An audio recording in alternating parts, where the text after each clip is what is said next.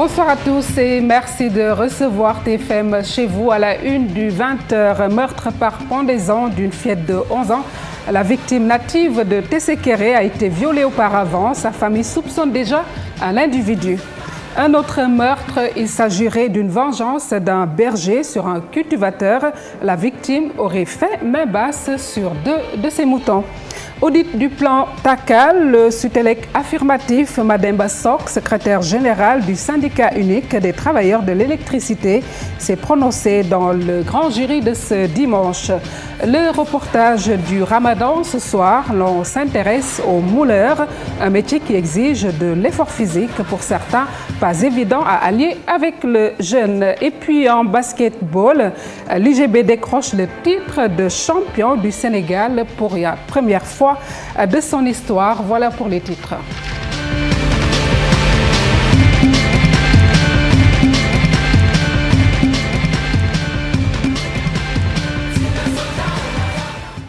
Deux drames qui se suivent dans ce journal mais ne se ressemblent pas. Le premier, une fillette de 11 ans violée avant d'être sauvagement tuée. Cela s'est passé à Tessékéré, un village à 55 km de la région de Linguère. Dans la famille de la victime, consternation et tristesse sont les maîtres mots. Nos reporters Birama Saounera et Ibou Sissé ont fait le voyage. Suivez avec nous. C'est sous cet arbre où la petite Kumbaso a été trouvée tuée par pendaison après avoir été violée.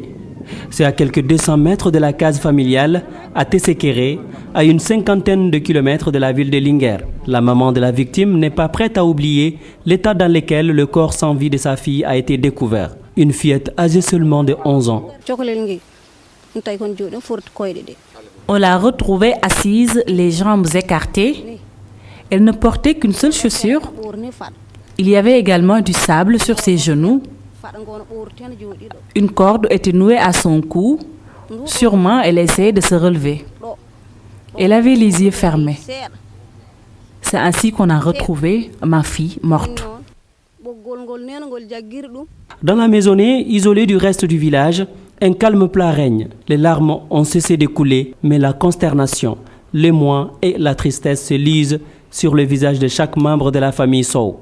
Le jour du drame, la victime suivait le troupeau. D'habitude, ma fille revenait aux environs de 12 heures avec le troupeau. Mais ce jour-là, seul le troupeau est rentré à la maison. Je demandais à sa petite sœur de veiller sur le bétail en attendant son retour. Je croyais que Kumba était fatiguée ou juste malade. Mais à ma grande surprise, on l'a retrouvée morte. Elle a été violée, puis tuée. Le rapport entre Kumba et sa famille était au beau fixe. La victime était aimée de tous, comme en témoigne sa maman. Il y avait une grande complicité entre ma fille et moi. Parmi tous mes enfants, Kumba était la plus proche de moi. Elle était intelligente, en plus elle m'aidait beaucoup. Dans ces vastes villages de Tessékéré, où l'ensemble des populations sont des éleveurs, un crime similaire n'est jamais produit. Tout de même, les habitants de la localité craignent pour leur sécurité. Les parents de cette victime soupçonnent déjà un individu qui a quitté le village depuis la disparition de la fille. Le jour du viol, sa petite sœur était partie cueillir quelques feuilles de plantes. Elle m'a dit qu'elle a rencontré sur son chemin un homme étrange qui observait attentivement Kumba. L'individu en question est par la suite reparti vers l'endroit où exactement ma fille a été violée. Donc je suppose que cet homme est impliqué dans cette affaire. Les parents de la victime sont originaires de Mbelogne-Toufam, dans l'arrondissement d'Embane, dans le département de Dagana. Ils réclament justice. Une enquête est déjà ouverte par la gendarmerie locale. L'auteur du crime est activement recherché. En attendant, Tessékéré et ses environs sont plongés dans la tristesse. Affaire donc à suivre. Nous précisons que TFM a décidé de censurer les images très choquantes de la victime par respect à la famille éplorée, mais aussi aux téléspectateurs. Nous vous disons également en titre l'autre drame, un berger qui tue un cultivateur. Ce dernier aurait fait main basse sur ses 2 moutons. Cela s'est déroulé à Nianing, Touba Nianing, dans la région de Tambacounda. La gendarmerie, est à la recherche de l'assassin. Nous y reviendrons dans nos prochaines éditions. Saisie de drogue dure ce week-end, les éléments de la LGI ont interpellé 6 individus. Ils détenaient par devers eux 450 grammes de chanvre indien, mais également des boulettes de hashish. La Légion de gendarmerie d'intervention a mené l'opération à la plage des Mamelles. Écoutons les explications du commandant de la division communication de la gendarmerie nationale. On me signale que cet élément n'est pas donc en place. Nous y reviendrons sans doute dans nos prochaines éditions. Suite de cette édition, nous parlons tout à fait autre chose. Mademba Sock, favorable à l'audit du plan TACAL, mais aussi à son maintien jusqu'à la fin de l'année en cours. Le secrétaire général du syndicat unique des travailleurs de l'électricité, Sutelec, qui était l'invité de l'émission Grand Jury de la RFM, a également invité le nouveau régime à décliner sa politique énergétique. Mademba Sock est au micro d'Antoine Diouf. Quelle position retenir par rapport au ministre? Je pense qu'il y a eu plusieurs raisons. Moi, je l'ai entendu dire qu'il fallait auditer le plan TACAL parce qu'il y a des milliards. Il y a des pays à 1 milliard dedans. Je crois qu'il faut éditer, puisque c'est quand même de saison. Et c'est une question de mode, entre guillemets. Je pense qu'il faut éditer pour savoir quelle est l'utilisation qu'on a fait des ressources du plan TACAL. Parce que c'est quand même des ressources publiques. Ces ressources publiques ont été capturées, disons, du portefeuille de l'État ou du tableau des opérations financières. Je crois qu'il faut auditer. Maintenant, le problème, c'est qu'il n'y a pas de solution à court terme, en dehors du maintien du plan à court terme. Maintenant, à moyen terme, l'État doit avoir sa vision. Le ministre actuel doit avoir une vision. Le nouveau pouvoir, le nouvel opérateur politique doit décliner sa vision par rapport à la question de l'électricité. J'ai toujours dit que la Sénélec n'a jamais eu de ministre de l'énergie. Il y a toujours eu des ministres de la Sénélec. Parce que tous les ministres, ils vous disent, demain, on coupera, après demain, on ne coupera pas. Ce n'est pas le rôle du ministre. Nous restons toujours avec Mademba Sock au sujet de la nomination du nouveau directeur général de la Sénélec. Il n'a pas manifesté son opposition. Le secrétaire général du Sutelec estime que Pape Dia est un produit de la maison disposant de connaissances sur la gestion de l'électricité. Démolition de vieux pavillons du campus de l'université Cheikh Anta Diop de Dakar. Une décision du gouvernement vu la vétusté de ces pavillons préfabriqués qui risquent de s'effondrer à tout moment. Les étudiants, quant à eux, approuvent le geste mais rappellent les préalables pour une année universitaire sans perturbation. Adieu Tala Aliombaye. Les pavillons préfabriqués du coude croulent sous le poids de l'âge. L'eau des toilettes sointe sur des murs fissurés et des fers rouillés qui retiennent difficilement les bâtiments. Malgré tout, des étudiants squatteurs érigent des abris de fortune dans les locaux. Ceux régulièrement logés craignent pour leur sécurité et se réjouissent de la décision de démolir ces logements vétustes. Avant que les êtres humains perdent leur vie ici, il serait préférable de démolir les pavillons et on essaie de subir un tout petit peu en allant à la maison et revenir, le temps que l'État trouve une solution à ça. La durée a expiré, mais vous savez, on a l'habitude, les Sénégalais surtout, excusez-moi du terme, mais ils ont l'habitude de dépasser les bornes de la limite, quoi. Donc, à mon avis, ils auraient préféré que l'État démolisse ces pavillons avant que l'irréparable ne se produise un jour. Si la décision vient à point nommé, certains étudiants exhortent cependant les autorités à prendre des dispositions nécessaires. Cela pour éviter des perturbations de l'année universitaire. Si on déloge tous ces pavillons-là après cette démolition, où est-ce que l'État va mettre tout ce nombre-là? Et étant donné qu'en ville, pour moi, c'est une bonne décision, mais c'est la manière. Il faut prendre toutes les dispositions, bien sûr. Les pavillons IHEN, 10 pavillons espagnols, fruits de la lutte de l'Union nationale patriotique des étudiants sénégalais, UNAPES, d'obédience maoïste, datent des années 80. Une trentaine d'années de vie, ne sont-ils pas vieux pour être démolis, surtout s'ils sont préfabriqués et dépassant leur capacité d'accueil? Et nous en venons à présent au reportage Ramadan, les mères de famille et leurs astuces pour nourrir leurs enfants dans la journée. Si certaines préfèrent garder les restes du repas de la veille, d'autres par contre préparent de petits plats à manger sur le pouce. Reportage de Aminata Mbaresso et de Aliumbaye. Ces enfants ont entre 2 et 7 ans. Ils ne peuvent pas jeûner. Dans certains ménages, les mères de famille concoctent de petits plats en guise de repas pour les enfants. En cette période de Ramadan, je prépare des œufs ou de la bouillie pour mes enfants. Je leur donne rarement du riz. Une manière de faire autre dans cette maison. Ici, la mère de famille a décidé de réchauffer les restes du repas de la veille. Pour les enfants qui ne jeûnent pas, je leur prépare parfois de la bouillie, mais il arrive que je garde le repas de la veille et je le réchauffe le lendemain. Je conseille aux parents de bien veiller sur l'alimentation des enfants, surtout en cette période de Ramadan.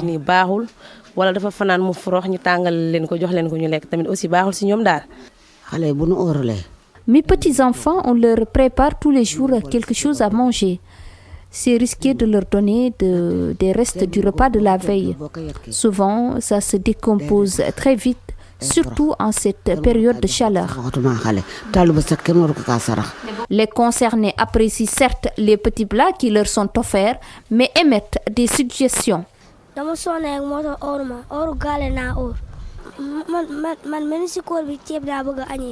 D'ici la fin du mois béni de Ramadan, ces enfants devront s'habituer à leur nouveau régime alimentaire. Dans ce groupe d'enfants, quelques-uns essaient de jeûner, mais cela pour une courte durée. Et toujours en cette période de Ramadan, les métiers qui exigent souvent de l'effort physique, 13 heures de diète par jour, une condition que certains ouvriers estiment ne pas pouvoir allier avec leur travail.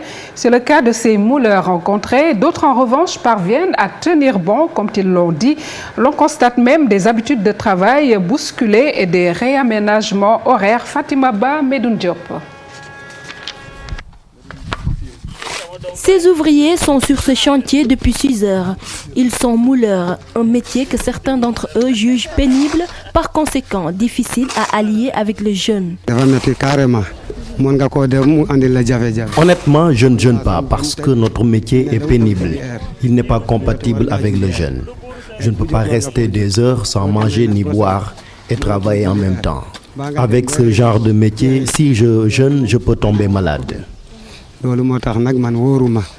Daouda travaille ici depuis 2009. Le Ramadan ne l'importune pas dans son travail.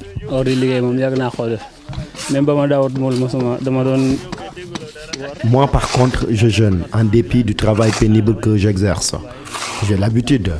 Avant, j'étais marchand ambulant. Je marchais sous le soleil ardent et je jeûnais. C'est une question d'habitude. Et je le fais depuis que je suis jeune. Avec le Ramadan, les habitudes de travail sont bousculées. Ces ouvriers ont dû réaménager leurs horaires. À cause du Ramadan, nous avons changé nos horaires de travail. Avant, on travaillait de 8h à 14h, mais depuis le début du Ramadan, nous fonctionnons de 6h du matin à 11h, voire même midi. Les conditions climatiques bien souvent ne sont pas opportunes. Tantôt sous un soleil ardent, tantôt sous les pluies battantes. À cela s'ajoute la pénibilité du travail. Mais ces mouleurs s'adaptent. Fatima Ba, Medoune Diop, merci. Après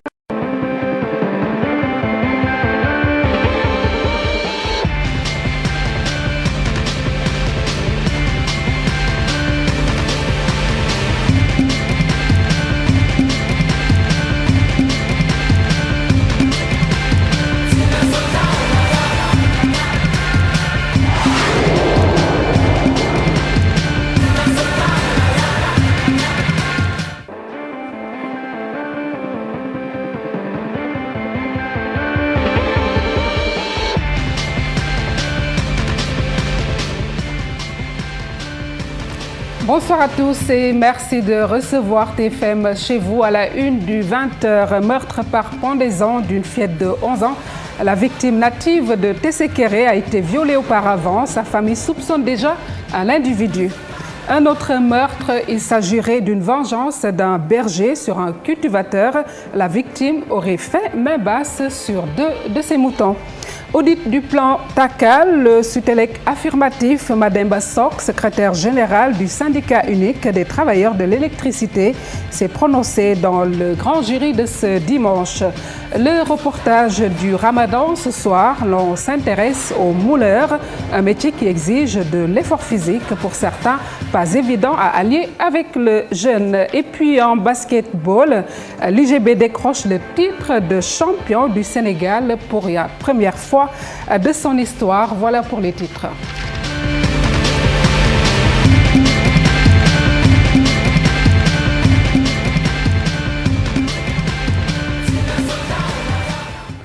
Deux drames qui se suivent dans ce journal mais ne se ressemblent pas. Le premier, une fillette de 11 ans a violé avant d'être sauvagement tuée. Cela s'est passé à Tessékéré, un village à 55 km de la région de Linguère. Dans la famille de la victime, consternation et tristesse sont les maîtres mots. Nos reporters Birama Saounera et Ibou Sissé ont fait le voyage. Suivez avec nous. C'est sous cet arbre où la petite Kumbaso a été trouvée tuée par pendaison après avoir été violée. C'est à quelques 200 mètres de la case familiale à Tessékéré, à une cinquantaine de kilomètres de la ville de Linguère. La maman de la victime n'est pas prête à oublier l'état dans lequel le corps sans vie de sa fille a été découvert. Une fillette âgée seulement de 11 ans. On l'a retrouvée assise, les jambes écartées. Elle ne portait qu'une seule chaussure. Il y avait également du sable sur ses genoux. Une corde était nouée à son cou. Sûrement, elle essayait de se relever. Elle avait les yeux fermés. C'est ainsi qu'on a retrouvé ma fille morte. Dans la maisonnée, isolée du reste du village, un calme plat règne. Les larmes ont cessé de couler, mais la consternation, l'émoi et la tristesse se lisent sur le visage de chaque membre de la famille Sow. Le jour du drame, la victime suivait le troupeau. D'habitude, ma fille revenait aux environs de 12 heures avec le troupeau. Mais ce jour-là, seul le troupeau est rentré à la maison. J'ai demandé à sa petite sœur de veiller sur le bétail en attendant son retour. Je croyais que Kumba était fatiguée ou juste malade.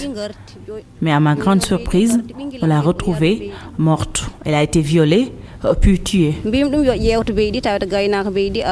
Le rapport entre Kumba et sa famille était au beau fixe. La victime était aimée de tous, comme en témoigne sa maman. Il y avait une grande complicité entre ma fille et moi. Parmi tous mes enfants, Kumba était la plus proche de moi. Elle était intelligente, en plus elle m'aidait beaucoup. Dans ces vastes villages de Tessékéré, où l'ensemble des populations sont des éleveurs, un crime similaire n'est jamais produit. Tout de même, les habitants de la localité craignent pour leur sécurité. Les parents de cette victime soupçonnent déjà un individu qui a quitté le village depuis la disparition de la fille. Le jour du viol, sa petite sœur était partie cueillir quelques feuilles de plantes. Elle m'a dit qu'elle a rencontré sur son chemin un homme étrange qui observait attentivement Kumba. L'individu en question est par la suite reparti vers l'endroit où exactement ma fille a été violée. Donc je suppose que cet homme est impliqué dans cette affaire. Les parents de la victime sont originaires de Mbelogne-Toufam, dans l'arrondissement d'Embane, dans le département de Dagana. Ils réclament justice. Une enquête est déjà ouverte par la gendarmerie locale. L'auteur du crime est activement recherché. En attendant, Tessékéré et ses environs sont plongés dans la tristesse. Affaire donc à suivre. Nous précisons que TFM a décidé de censurer les images très choquantes de la victime par respect à la famille éplorée, mais aussi aux téléspectateurs. Nous vous disons également en titre l'autre drame, un berger qui tue un cultivateur. Ce dernier aurait fait main basse sur ses 2 moutons. Cela s'est déroulé à Nianing, Touba Nianing, dans la région de Tambacounda. La gendarmerie, est à la recherche de l'assassin. Nous y reviendrons dans nos prochaines éditions. Saisie de drogue dure ce week-end, les éléments de la LGI ont interpellé 6 individus. Ils détenaient par devers eux 450 grammes de chanvre indien, mais également des boulettes de hashish. La Légion de gendarmerie d'intervention a mené l'opération à la plage des Mamelles. Écoutons les explications du commandant de la division communication de la gendarmerie nationale. On me signale que cet élément n'est pas donc en place. Nous y reviendrons sans doute dans nos prochaines éditions. Suite de cette édition, nous parlons tout à fait autre chose. Mademba Sock, favorable à l'audit du plan TACAL, mais aussi à son maintien jusqu'à la fin de l'année en cours. Le secrétaire général du syndicat unique des travailleurs de l'électricité, Sutelec, qui était l'invité de l'émission Grand Jury de la RFM, a également invité le nouveau régime à décliner sa politique énergétique. Mademba Sock est au micro d'Antoine Diouf. Quelle position retenir par rapport au ministre? Je pense qu'il y a eu plusieurs générations. Moi, je l'ai entendu dire qu'il fallait auditer le plan TACAL parce qu'il y a des milliards. Il y a des pays à 1 milliard dedans. Je crois qu'il faut éditer, puisque c'est quand même de saison. Et c'est une question de mode, entre guillemets. Je pense qu'il faut éditer pour savoir quelle est l'utilisation qu'on a fait des ressources du plan TACAL. Parce que c'est quand même des ressources publiques. Ces ressources publiques ont été capturées, disons, du portefeuille de l'État ou du tableau des opérations financières. Je crois qu'il faut auditer. Maintenant, le problème, c'est qu'il n'y a pas de solution à court terme, en dehors du maintien du plan à court terme. Maintenant, à moyen terme, l'État doit avoir sa vision. Le ministre actuel doit avoir une vision. Le nouveau pouvoir, le nouvel opérateur politique doit décliner sa vision par rapport à la question de l'électricité. J'ai toujours dit que la Sénélec n'a jamais eu de ministre de l'énergie. Il y a toujours eu des ministres de la Sénélec. Parce que tous les ministres, ils vous disent, demain, on coupera, après demain, on ne coupera pas. Ce n'est pas le rôle du ministre. Nous restons toujours avec Mademba Sock au sujet de la nomination du nouveau directeur général de la Sénélec. Il n'a pas manifesté son opposition. Le secrétaire général du Sutelec estime que Pape Dia est un produit de la maison disposant de connaissances sur la gestion de l'électricité. Démolition de vieux pavillons du campus de l'université Cheikh Anta Diop de Dakar. Une décision du gouvernement vu la vétusté de ces pavillons préfabriqués qui risquent de s'effondrer à tout moment. Les étudiants, quant à eux, approuvent le geste mais rappellent les préalables pour une année universitaire sans perturbation. Adieu Tala Aliombaye. Les pavillons préfabriqués du coude croulent sous le poids de l'âge. L'eau des toilettes sointe sur les murs fissurés et des fers rouillés qui retiennent difficilement les bâtiments.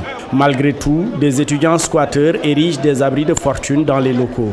Ceux régulièrement logés craignent pour leur sécurité et se réjouissent de la décision de démolir ces logements vétustes. Avant que les êtres humains perdent leur vie ici, il serait préférable de démolir les pavillons et d'essayer de subir un tout petit peu en allant à la maison et revenir, le temps que l'État trouve une solution à ça. La durée a expiré, mais vous savez, on a l'habitude, les Sénégalais surtout, excusez-moi du terme, mais ils ont l'habitude de dépasser les bornes de la limite, quoi. Donc, à mon avis, ils auraient préféré que l'État démolisse ces pavillons avant que l'irréparable ne se produise un jour. Si la décision vient à point nommé, certains étudiants exhortent cependant les autorités à prendre des dispositions nécessaires. Cela pour éviter des perturbations de l'année universitaire. Si on déloge tous ces pavillons-là après cette démolition, où est-ce que l'État va mettre tout ce nombre-là? Et étant donné qu'en ville, pour moi, c'est une bonne décision, mais c'est la manière. Il faut prendre toutes les dispositions, bien sûr. Les pavillons IHEN, dits pavillons espagnols, fruits de la lutte de l'Union nationale patriotique des étudiants sénégalais, UNAPES, d'obédience maoïste, datent des années 80. Une trentaine d'années de vie, ne sont-ils pas vieux pour être démolis, surtout s'ils sont préfabriqués et dépassant leur capacité d'accueil? Et nous en venons à présent au reportage Ramadan, les mères de famille et leurs astuces pour nourrir leurs enfants dans la journée.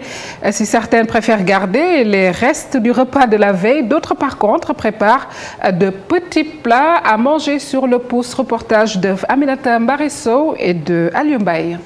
Ces enfants ont entre 2 et 7 ans. Ils ne peuvent pas jeûner. Dans certains ménages, les mères de famille concoctent de petits plats en guise de repas pour les enfants. En cette période de Ramadan, je prépare des œufs ou de la bouillie pour mes enfants.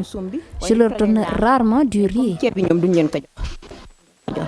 une manière de faire autre dans cette maison. Ici, la mère de famille a décidé de réchauffer les restes du repas de la veille.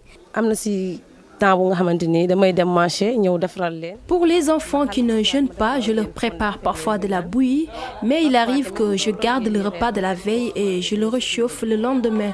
Je conseille aux parents de bien veiller sur l'alimentation des enfants, surtout en cette période de Ramadan.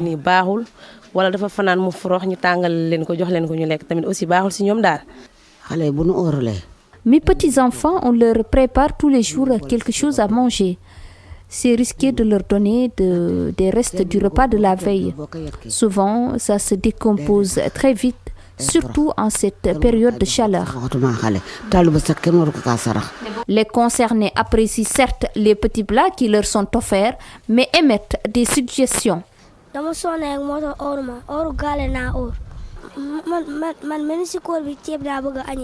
D'ici la fin du mois béni de Ramadan, ces enfants devront s'habituer à leur nouveau régime alimentaire. Dans ce groupe d'enfants, quelques-uns essaient de jeûner, mais cela pour une courte durée. Et toujours en cette période de Ramadan, les métiers qui exigent souvent de l'effort physique, 13 heures de diète par jour, une condition que certains ouvriers estiment ne pas pouvoir allier avec leur travail. C'est le cas de ces mouleurs rencontrés. D'autres, en revanche, parviennent à tenir bon, comme ils l'ont dit. L'on constate même des habitudes de travail bousculées et des réaménagements horaires. Fatima Ba, Medoun Diop. Ces ouvriers sont sur ce chantier depuis 6 heures. Ils sont mouleurs, un métier que certains d'entre eux jugent pénible, par conséquent difficile à allier avec le jeûne. Honnêtement, je ne jeûne pas parce que notre métier est pénible. Il n'est pas compatible avec le jeûne. Je ne peux pas rester des heures sans manger ni boire et travailler en même temps. Avec ce genre de métier, si je jeûne, je peux tomber malade. Daouda travaille ici depuis 2009. Le Ramadan ne l'importune pas dans son travail.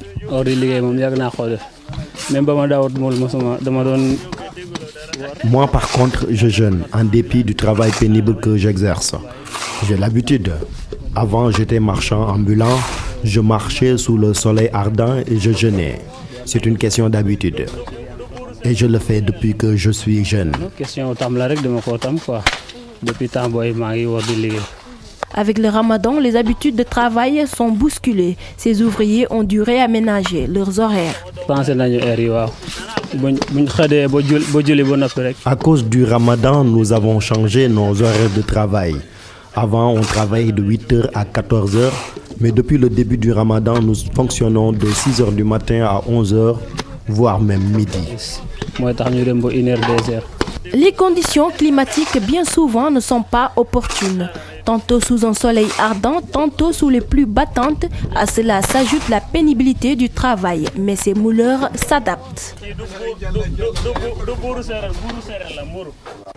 Fatima Ba, Medoun Diop, merci. À présent, l'actualité internationale qui nous mène tout d'abord à Madagascar. Des mutins se sont emparés de l'armurerie d'un camp proche de l'aéroport international. Cela a provoqué la suspension des vols et puis la Norvège qui se souvient des victimes du Toya. Un an après, le pays se rappelle de l'explosion d'une bombe qui s'était tenue au cœur du quartier gouvernemental d'Oslo. C'est un récit de Fatou Kinedem.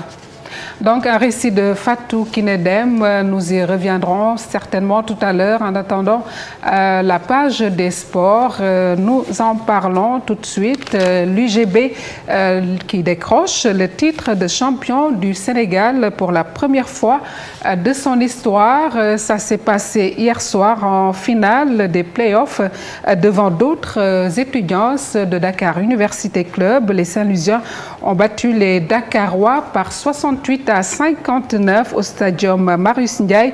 Chersar, coach de l'UGB, nous l'écoutons.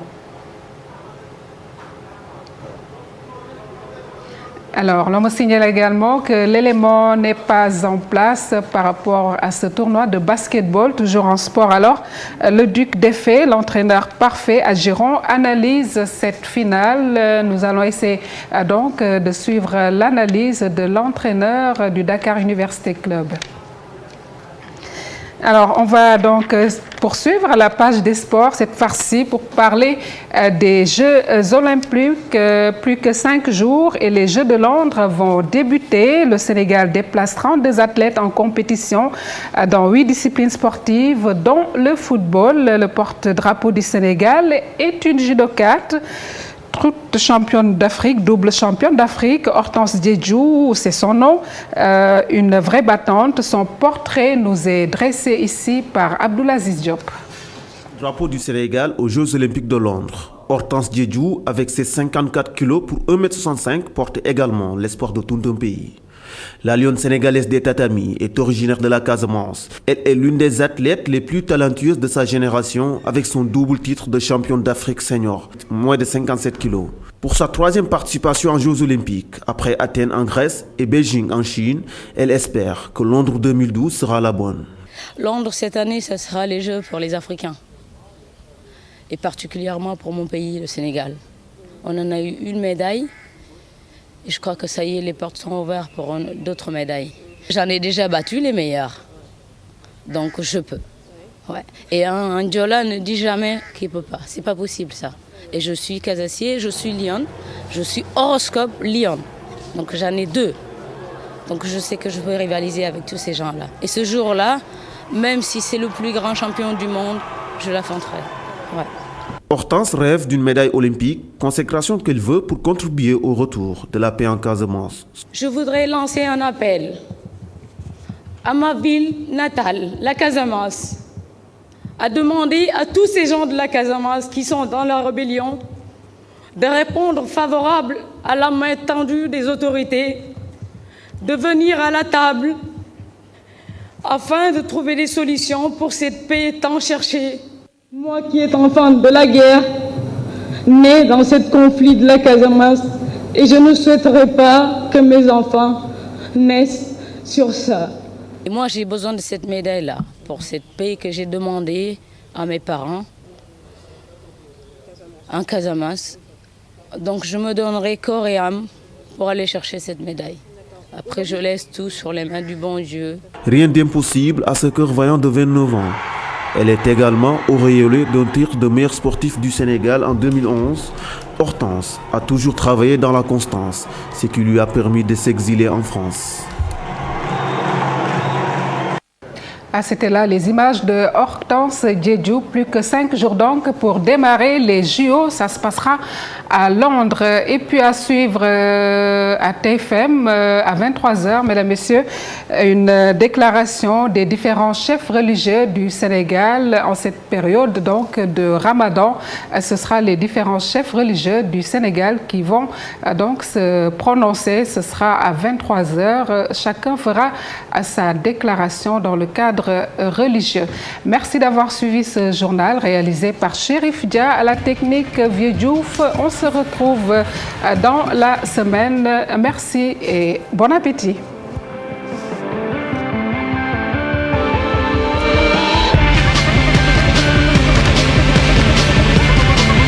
Nous en parlons tout de suite. L'UGB qui décroche le titre de champion du Sénégal pour la première fois de son histoire. Ça s'est passé hier soir en finale des playoffs devant d'autres étudiants de Dakar Université Club. Les Saint-Louisiens ont battu les Dakarois par 68-59 au stadium Marius Ndiaye. Chersar, coach de l'UGB, nous l'écoutons. Alors, l'on me signale également que l'élément n'est pas en place par rapport à ce tournoi de basketball, toujours en sport. Alors, le Duc Défé, l'entraîneur parfait à Giron, analyse cette finale. Nous allons essayer donc de suivre l'analyse de l'entraîneur du Dakar Université Club. Alors, on va donc poursuivre à la page des sports cette fois-ci pour parler des Jeux olympiques. Plus que 5 jours et les Jeux de Londres vont débuter. Le Sénégal déplace 32 athlètes en compétition dans 8 disciplines sportives, dont le football. Le porte-drapeau du Sénégal est une judokate.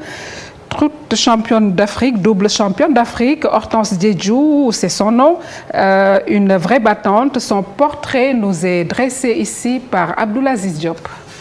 Drapeau du Sénégal aux Jeux Olympiques de Londres. Hortense Diedhiou, avec ses 54 kilos pour 1,65 m, porte également l'espoir de tout un pays.